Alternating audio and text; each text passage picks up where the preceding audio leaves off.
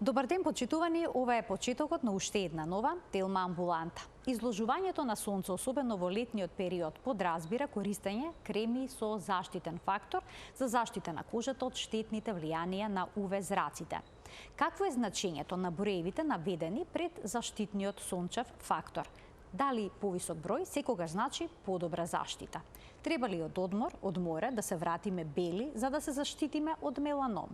Дали карциномот на кожа се појавува секогаш на оној дел на кожата што бил изложен на сонце? Имаме многу дилеми кои што очекуваме да ги разрешиме во денешната Телма амбуланта, а на таа тема ќе зборуваме со доктор Верче Тодоровска, дерматовенеролог во Дерма Нова. Разговорот стартува по рекламниот блок.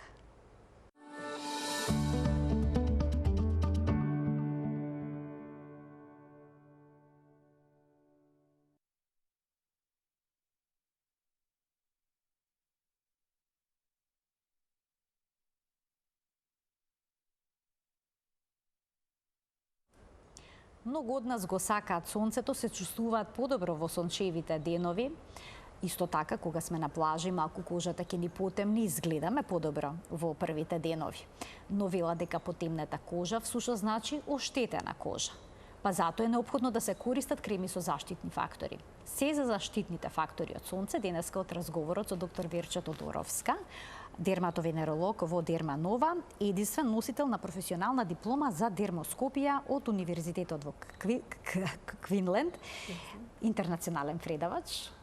Навистина имате искуство во оваа област и токму затоа со вас ја отвараме денешната тема и ќе проговориме, како што веќе споменав, за факторите за заштита од сонце. Најнапред, што точно значи она што е напишано на кремите SPF?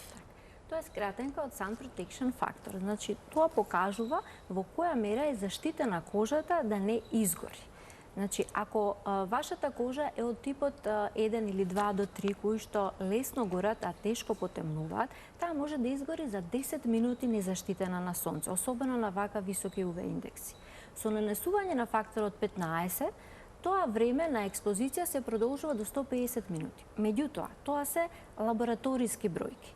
За да факторот ја даде онаа заштита која што ја декларира на самата опаковка, тој мора да биде нанесен во 2 мг на сантиметар квадратен. Значи, секогаш треба да имаме доволно количество од фактор нанесен на кожата и во која мера, значи, заштитува, зависи од вашето однесување. Ако вие влезете во вода, например, или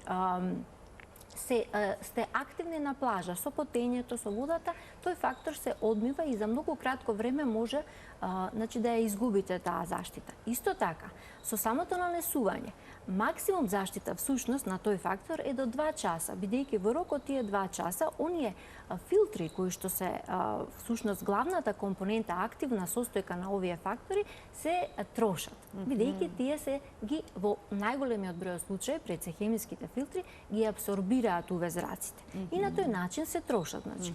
Додека минералните филтри на друг начин се трошат преку бришење, вода, игра во песокот и така натаму. Така да појасниме само која е разликата помеѓу минералните и хемиските филтри, бидејќи често слушаме сега и за оваа дистинција. Основна разлика е начинот на кој тие не штитат од UV зраците, и од UVB и од UVA. Минералните филтри по дефолт штитат од обете зраци, од обете типа на UV зрачење, бидејќи тие имаат систем на делување преку рефлексија, значи како систем на огледало, ги одбиваат UV зраците и на тој начин ја штитат кожата. Тоа е најчесто цинк оксид, така и титаниум диоксид. Значи тие се препорачуваат кај почувствителни кожи, особено кај дечињата, остават бела трага на кожата, да, кои што имаат едноставно една пречувствителност на сонцето, склоност кон алергиски реакции и така натаму, или пак веќе имаат некое кожно заболување кое ги прави уште почувствителни, од типот на витилиго, па и псоријаза, една екцема и слично. Кај тие состојби препорачуваме да биде, значи, со минерални филтри. Тоа не значи дека хемиските филтри се лоши или штетни за вашето здравје. Хемиските филтри делуваат на друг начин. Тоа е преку начинот на апсорбција или како сунгер. Значи, тие ги апсорбираат UV зраците, бидејќи тие носат известна енергија, имаме и одредени реакции во кожата, кои што може, кај луѓе со, веќе од првата група што кажав, да има некоја иритација или да се појави некоја реакција. И затоа најдобриот фактор за сончење или крема за сончење е онаа која што има комбинација од овие два. Бидејќи минералните филтри ќе ги рефлектираат зраците, меѓутоа не се толку косметски прифатливи, во комбинација со хемиските филтри и нивните, како викаме ние, стабилизатори, нанесувањето на сончевите креми е многу полесно, поприфатливо за луѓето и тие ќе бидат велиме ќе имаме комплајанс, односно ќе ги нанесуваат како што е потребно во соодветна мера и на секои 2 часа. Бидејќи повеќе од тоа немате заштита. И ние да не SPF фактор не ви нуди 100% заштита без оглед што пишува. До тој дел, без оглед на тоа велите што пишува, но има креми за сончење на кој што е наведено дека има заштитен фактор 100. Тука можеме да го погледнеме телопот кој што покажува кој заштитен фактор, колкава заштита овозможува. И сега тука започуваме со заштитен фактор 2, вели дека блокира 50% од UV зраците, еве го во целост, 4 75% и 90% овозможува заштитниот фактор 10, 93 15 заштитниот фактор и еве гледаме понатаму како се движи, како расте тој процент и стигаме дека заштитниот фактор 100 всушност штити 99%. Сега нешто друго да ви кажам. Кога сме на плажа и преку клинички студии, воопшто и во урбана средина, значи има докажано е дека луѓето користат најмногу половина, најчесто половина од препорачаната доза. На тој начин факторот на заштита што го добивате веќе се намалува. Значи од 98 можеби ќе имате таму 40% од UV зраците ќе ги блокирате, бидејќи не сте нанеле доволно и не е рамномерно нанесено на секаде тоа заштитно средство. Препораките се, кога, например, еве лицето, бидејќи секојдневно го заштитуваме од сончевите зраци, без оглед дали сме на плажа или одиме на работа, или се рекреираме, треба да ставите 2 линии на показалецот и средниот прст, 2 линии од факторот, затоа се препорачува да биде најчесто во форма на крема, флуид, млеко.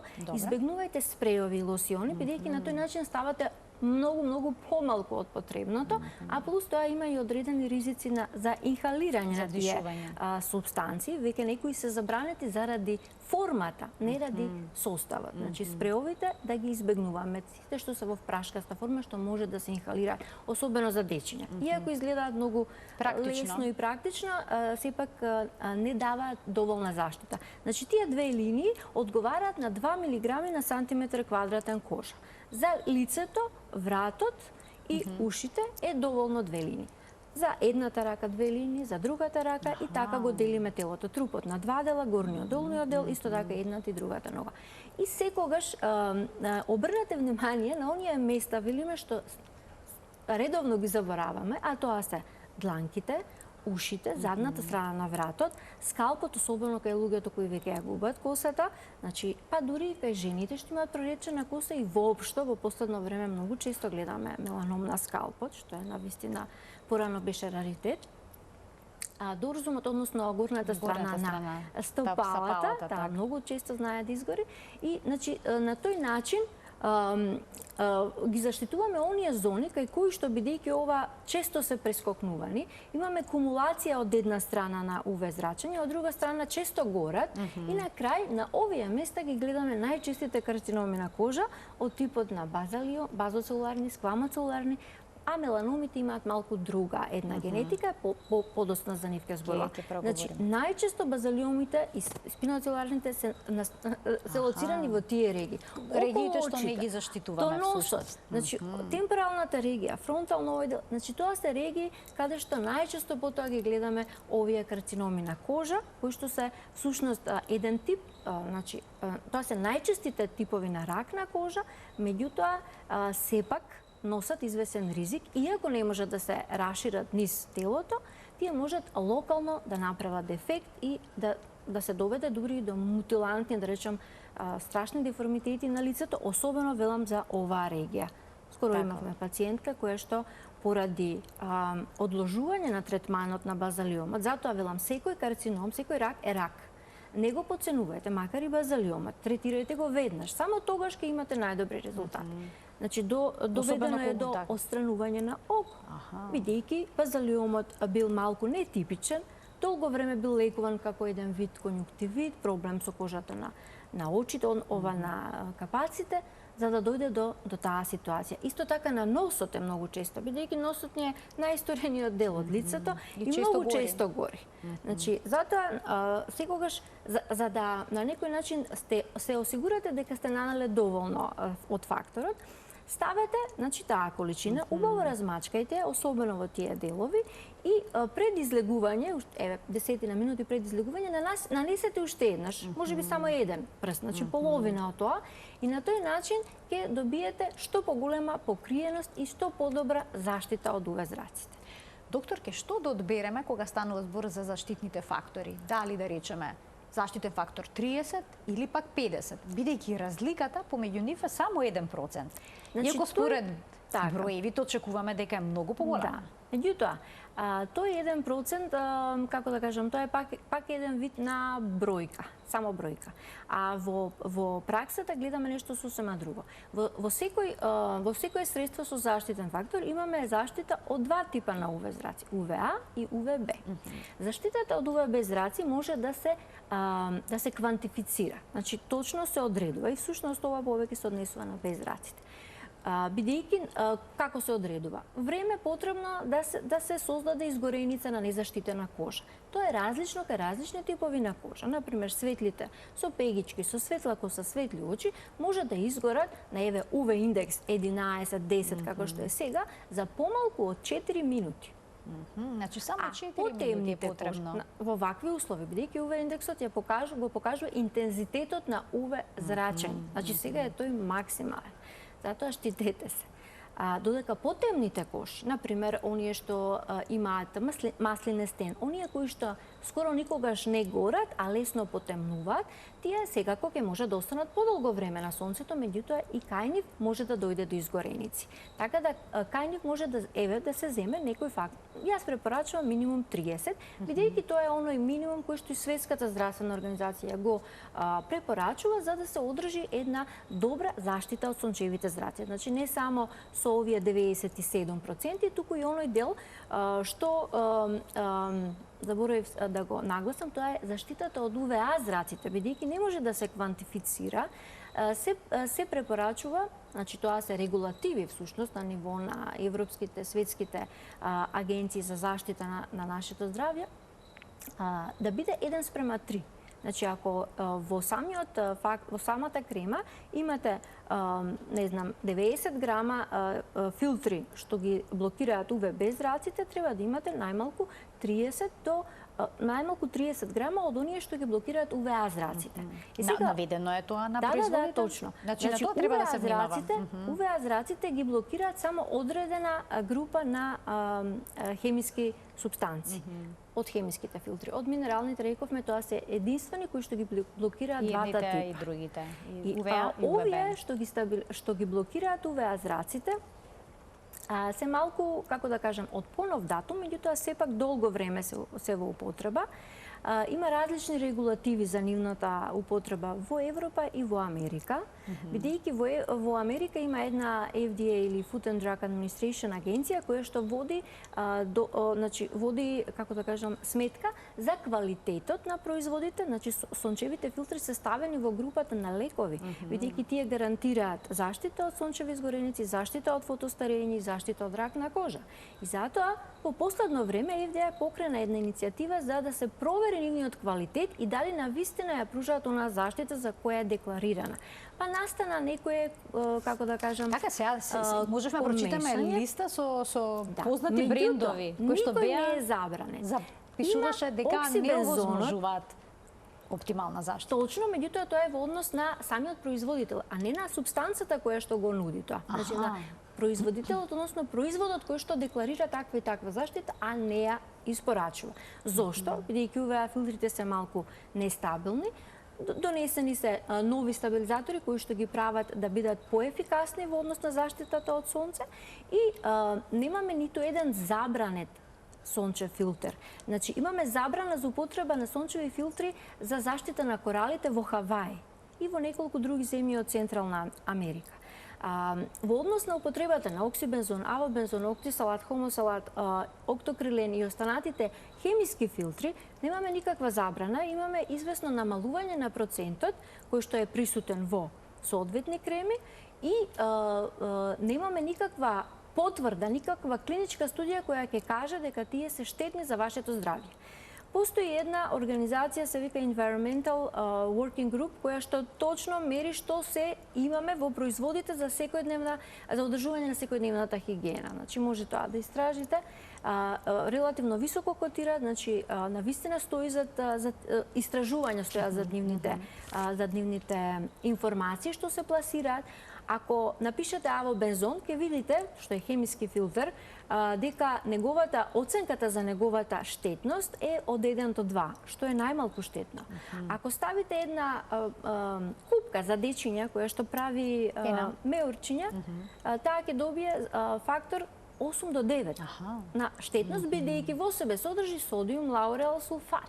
Тоа не значи ништо, тоа е еден вид на, како да кажам, хемикалија која што може да предизвика иритација, може да предизвика алергија, за канцер да предизвика некој од овие хемикали, потребни се огромни количества многу долго време.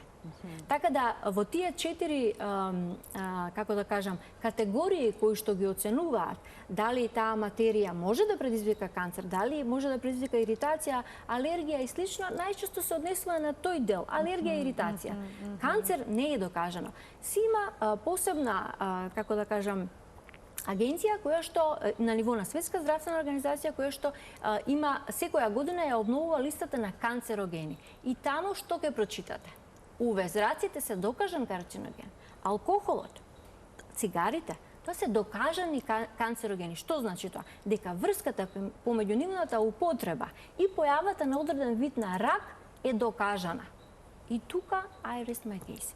Значи, имаме докажана ефикасност на овие SPF фактори, кои што не штитат од предвремено старење, од изгорени цинили, кои што се понатаму фактор на ризик не само на немеланомските, туку и на меланомите, значи двата типа, три типа рак на кожа, од кои што меланомот е животозагрозувачки.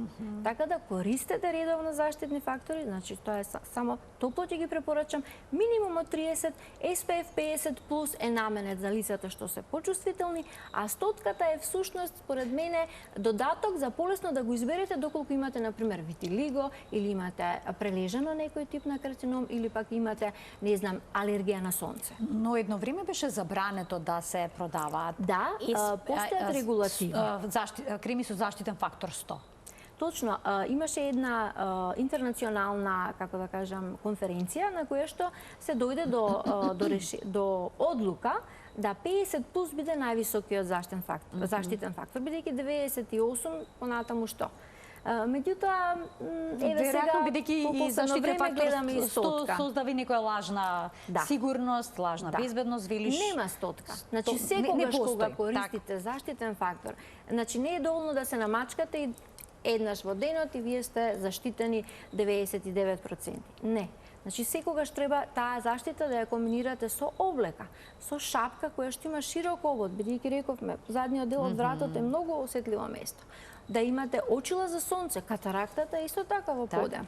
Да имате колку што можете покриен дел од кожата и секако да внимавате да не се изложувате во оние делови од денот кога имаме, не знам, огромна инсолација, особено со овој последниот топлотен бран, а поради глобалното затоплување само ќе расте и понатаму. Ќе расте оваа инсолација, така да штитете се. Доктор, ќе можеме да постигнеме бронзен тен, нанесувајќи креми за сончење? Секако. Значи, колку и да се штитите, сонцето сепак влие и таа одбранбена реакција на кожата ќе се случи. Значи, ќе имате известна промена во тенот. Поентата е тоа да биде минимално, бидејќи бронзениот, потемнетиот тен само значи дека кожата е оштетена. Нема такво нешто како здрав тен. И никако, и никогаш не користете солариуми.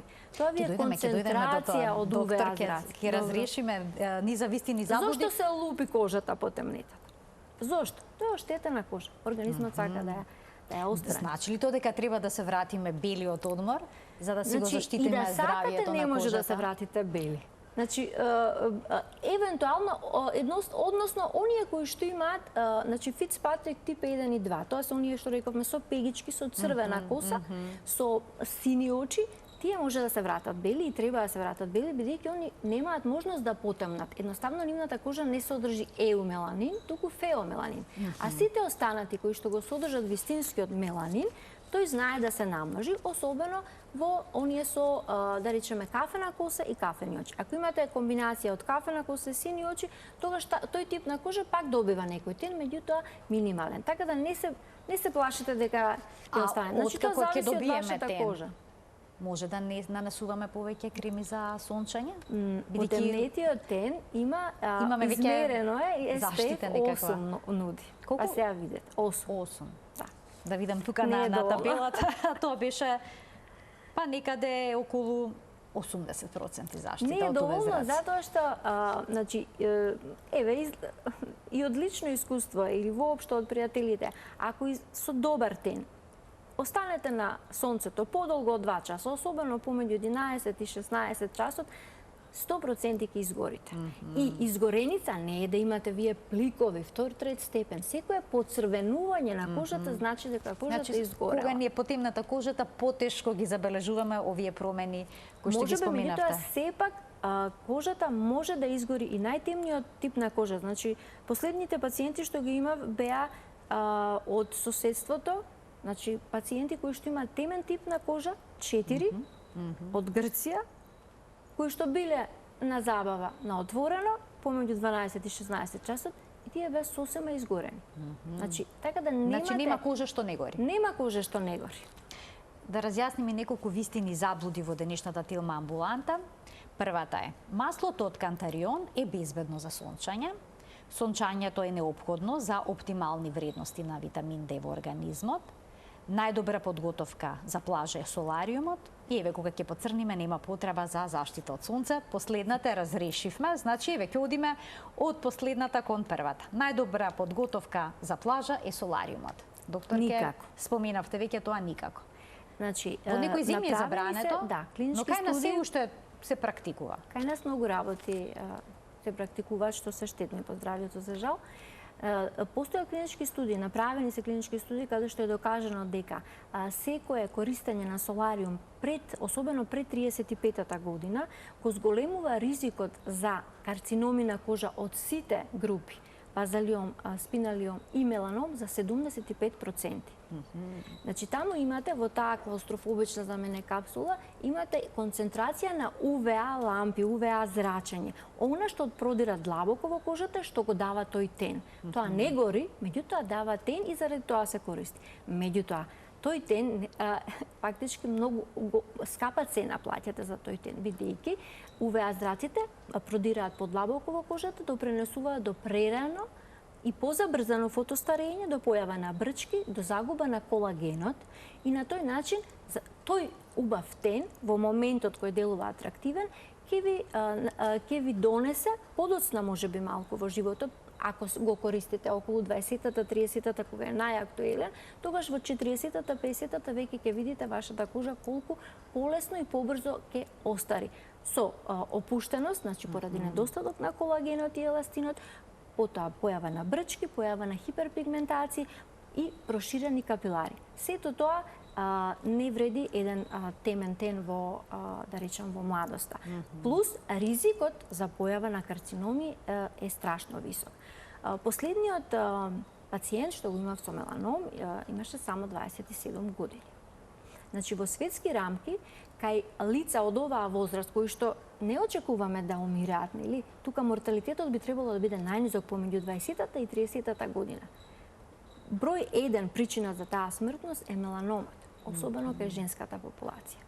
И тоа најмногу го поврзуваме со ова екстремно користење на солариуми, екстремно изложување на УВ зрачење без соодветна заштита. Така, трендовите се такви, потемна кожа е модерно и младите треба да ги менуваме. Значи, знаете што е најмногу во тренд? Најмногу во тренд, секогаш во тренд е здравата кожа. Така е. Поубаво здравата кожа нема. Точно. Понатаму ќе разрешиме уште една дилема. Сончањето е неопходно за оптимални вредности на витаминот Д. Сите знаеме дека можеме да го суплементираме, но има пак некои истражувања кои велат дека организмот ќе си создаде токму таа количина која што му е потребна. Така. Ако биде телото изложено на сонце. Значи направени се проценки кои кажуваат дека 10 до 15 минути, 3 до 4 пати во неделата е изложеност на сонце на оние откриените делови, 15% да речеме рацете, лицето, деколтето, е доволно да се синтетизира, односно неактивната форма на Д витаминот во кожата да преиде во активна и да можеме ние да го користиме. Во врска со Д витаминот има многу неразрешени прашања. Сметам дека тој е многу важен за општото наше здравје, бидејќи веќе го квалификуваат како хормон, а не само витамин. Меѓутоа, науката ќе каже во наредните години. Особено во однос на овој дел за ракот на кожа и меланомот, се уште нема клинички студии кои покажуваат дека доколку имате, ако имате многу низок витамин Д, имате поголема склоност да развиете меланом или друг рак на кожа. Тоа не е докажано, барем до сега, и затоа сметам, со заштита од сонцето имаме клинички студии кои велат дека го намалувате својот ризик од 25 до 50% ако секојдневно користите минимум 30 SPF фактор. Значи, велам секојдневно, континуирано, особено на откриените делови на телото во текот на целата година. А секако во летните месеци, во овие, да речем, малце невообичаено високи температури, тоа треба да биде едноставно потреба, дури треба да имаме и одредени ограничувања. Ова според мене веќе не е портокалова, туку црвена фаза, значи треба буквално да се ограничи движењето во овој период помеѓу 12 и 16 часот, бидејќи не само за рак на кожа, значи имаме веќе тука опасност по здравјето на луѓето и можност дури од смртни последици. Ќе разрешиме уште една дилема кога станува збор за сонцето и здравјето на кожата. Били маслото од кантарион е безбедно за сончање? Многу луѓе пристапуваат кон некои природни решенија за заштита од сонце. Кантарионот е лековита, значи материја позната во народната медицина која се користи со векови. И тоа е во ред. Многу често го даваме за здравување на некакви ранички и слично. Меѓутоа SPF фактор во него нема. Така да немојте да се ослоните на кантарионот. Дури и сами ако измешате, додадете, пошто гледам сега дека многу од младите следат некои блогери, не знам со каква претходна едукација, на вистина. Кој што прават. И дури ми е чудно како може повеќе вие да верувате на блогер кој што нема никаква едукација за себе или можеби, не знам, во споредба со дерматолог или некој кој што нели ја работи таа работа и студирал и од медицински аспект. Кожата не е само онаа површина од озгора што е врз телото. Таа е дел од нашиот организам и тоа е многу важен орган кој што буквално има многу функции. Така да се што ставате на вашата кожа, колку ставате, како ставате, е многу битно за вашето општо здравје.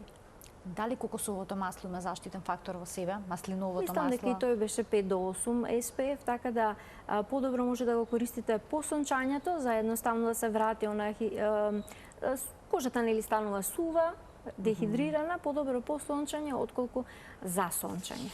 Да ги вклучиме гледачите во денешната Телма амбуланта со нивни прашања. Доктор Верче Тодоровска, дерматовенеролог од приватната здравствена установа Дирма Нова, е во студиото на Телма. Таа ги разрешува сите наши дилеми, а секако доколку имате прашања и дилеми поврзани со темата на која што говориме, ќе добиете одговор од неа, че ќе ги разреши вашите прашања и дилеми. Докторке, за да го заштитим, откако ќе добиеме некаков тен на плажа, како да го зачуваме, да ја зачуваме бојата подолго време, да не се излупиме? Има начин? Можете да влијаете на хидрираноста на кожата. Бидејќи во текот на денот многу често нели влегуваме во вода, па повторно нанесуваме од кремите, некои од нив, поготово овие за дечињата, нели имаат и минерални филтри, тие потешко се одмиваат, цинкооксидот е малку и ја пресушува кожата. Така да битна е негата на кожата во текот на летните месеци. Се извинам што прекинувам, кога ги има цинкоксид нанесено на кожата на децата, понекогаш тој не може да се отстрани со денови.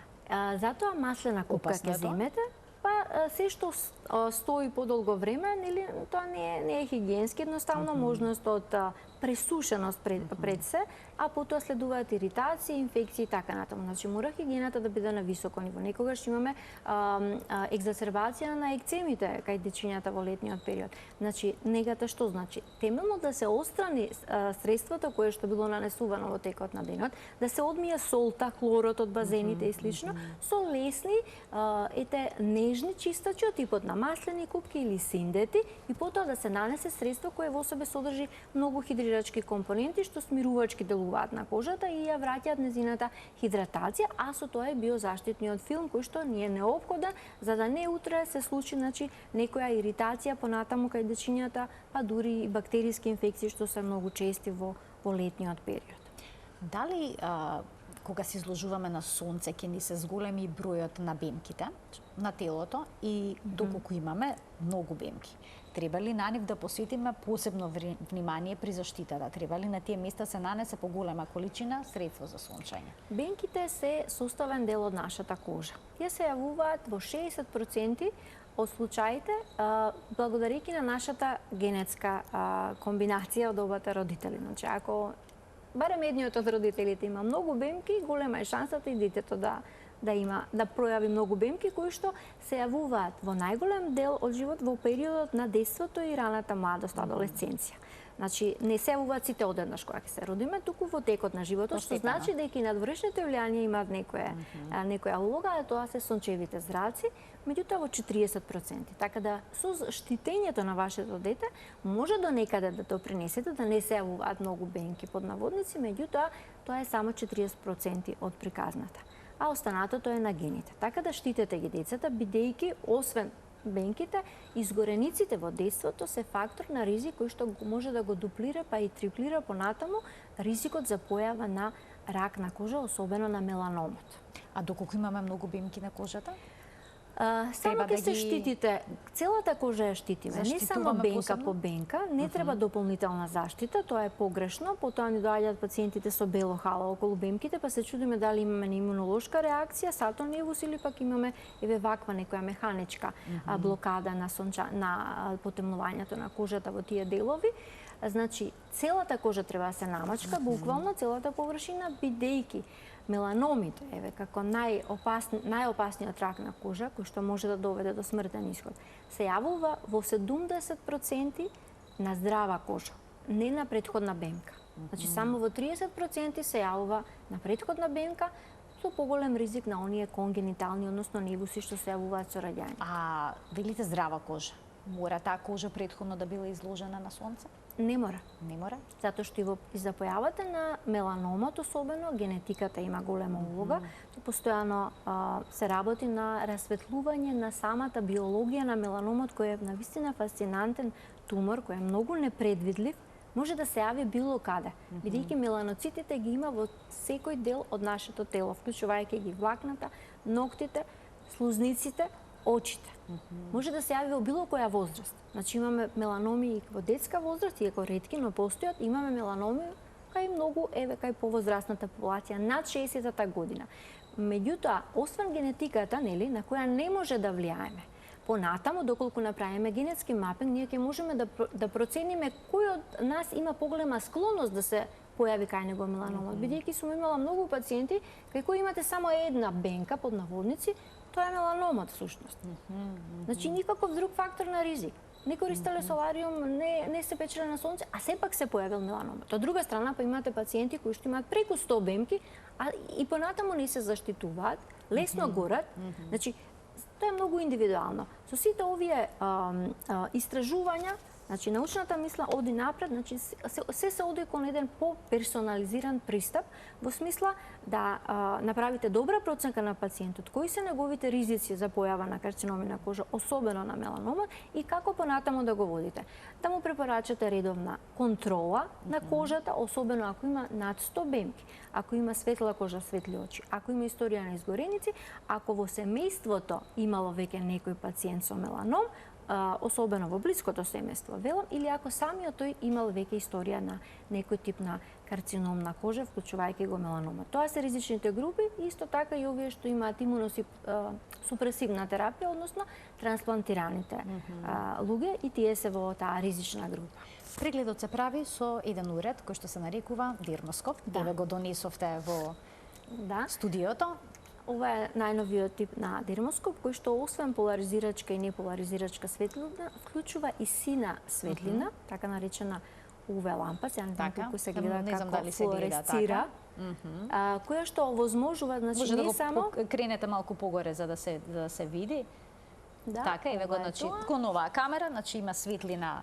Значи има три вида на светлина. Така, еве сината, не знам колку може камерата да долови, флуоресцентна всушност, која што буквално ни овозможува не само диагностика и детекција на кожни карциноми, туку и диагностика на сите кожни заболувања.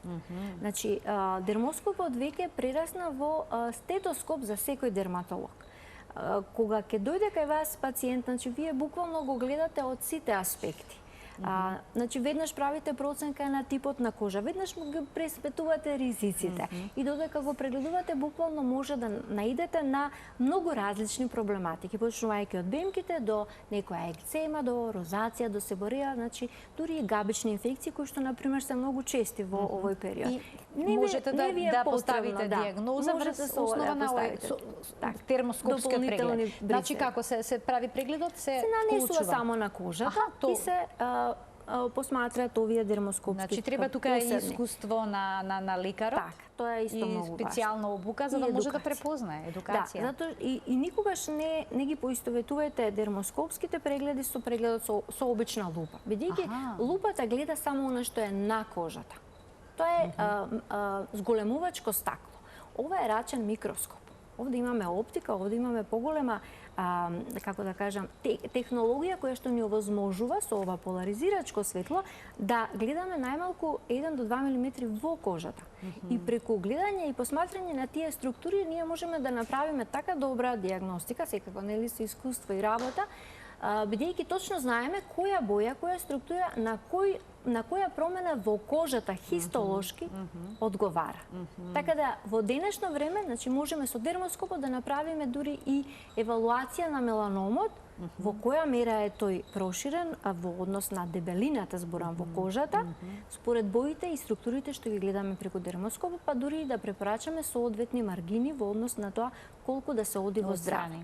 При отстранувањето имаме гледач, ќе му дадеме можност да постави прашање во денешната Телма амбуланта. Добар ден за него.